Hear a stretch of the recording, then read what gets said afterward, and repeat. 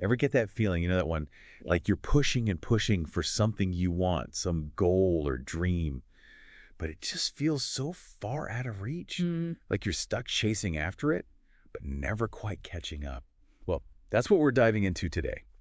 This idea that maybe, just maybe, we've been approaching achievement with the wrong perspective. Interesting. And to help us unpack this whole thing, we're turning to the wisdom of Simone and his insights on personal growth and achieving goals, which he shares, by the way, in his awesome newsletter. Oh, yeah, I'm a subscriber. Right. It's great stuff. And he really hit on something powerful. He said, and I'm going to try my best with the Spanish here. Cuando buscas el resultado, parece distante. Cuando atraes el resultado, parece inevitable. I love that. Yeah. And for everyone like me who's still working on their Spanish, that means when you seek the result, it seems distant. When you attract the result, it seems inevitable. Powerful stuff, right? So let's unpack that a bit. What do you think is the key difference between seeking a result and attracting it? Well, I think it all comes down to your energy and where your focus is. Mm-hmm. Seeking often stems from a place of lack, like you're desperately chasing after something you don't have, which, let's be real, that can be exhausting, Oh, right? absolutely draining. Yeah. But when you shift your focus to attracting, it's like you're aligning yourself with what you want, and it becomes almost magnetically drawn to you. Yeah. And I think that's a much more empowering and honestly a more enjoyable way to approach your goals. Totally. It's about working with the universe instead of battling against it, you know? And speaking of aligning yourself with what you want, Simon uses this really cool analogy of a farmer. He says, and I'm paraphrasing here, imagine a farmer planting his seeds, but it just won't stop raining. What do you think he's getting at with that? It's about focusing on what you can control, even when life throws you curveballs. So the farmer, he can't control the weather, right? But he can control whether he plants those seeds, the quality of the soil, how well he tends to his crops. It's the same with us. We can't always control those external circumstances. Those are like the rain. Right. But we can control our effort, our mindset, our Yeah. actions. And by focusing on those things, we're essentially creating the most fertile ground for our goals to grow, regardless of the weather outside. So it's like, even if it feels like it's raining in our own lives, with setbacks and challenges, we can still focus on sowing those good seeds, the consistent effort, the hard work. Exactly. And by consistently putting in the work, we increase those chances of a bountiful harvest down the line, no matter what kind of storms life might throw at us in the meantime. Which reminds me, Simone also said, el resultado es un momento. Lo que importa es el proceso, meaning the result is a moment. What matters is the process.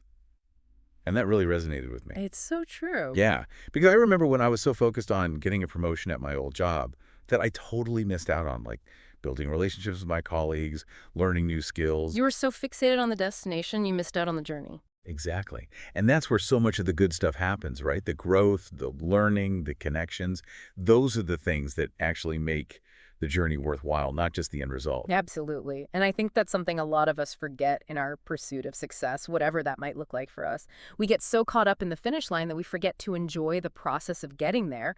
But by embracing the journey, we open ourselves up to those aha moments, Hmm. those unexpected lessons, and those connections that we might have otherwise missed. It's like that saying, life is about the journey, not the destination, right? But it's so easy to forget that when you're caught up in the hustle. It really is. And it makes me think of another point that Simon made that I think is super important here, which is about tuning out the noise. You know, those voices of doubt, comparison, especially from people who aren't even in the arena. Oh, 100%. The peanut gallery. Exactly. Those voices can be so loud, right? Especially in today's world where everyone's constantly comparing themselves to everyone else on social media and whatnot. But it's crucial to remember that you're on your own unique path. And those comparisons are only going to steal your joy and distract you from your own journey. It's so easy to get caught up in that comparison trap, though, isn't it? Like, oh, look at them. They're already so successful, and I'm still here trying to figure things out. I know, it's so easy to fall into. But it's important to remember that you're only seeing a tiny sliver of their story, their highlight reel. You don't see the struggles, the setbacks, the hard work that went into getting them where they are. So instead of comparing yourself, focus on your own path, your own progress. Surround yourself with supportive people who lift you up and celebrate your wins, no matter how small they might seem.